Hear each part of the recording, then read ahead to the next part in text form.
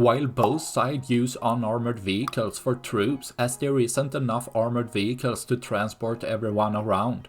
There is however a major difference in Russia using these very close to the front line, or even as vehicles to attack with.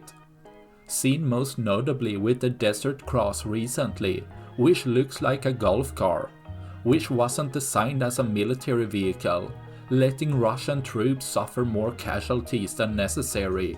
But Russian troops are sent in vans, trucks, or as seen here with a four-wheeler, letting Ukraine's drone army to easily devastate the crew and vehicle with a strike, leaving less for tomorrow.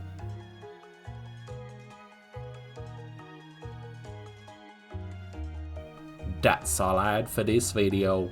Please like and subscribe for more. Thanks for watching. Bye.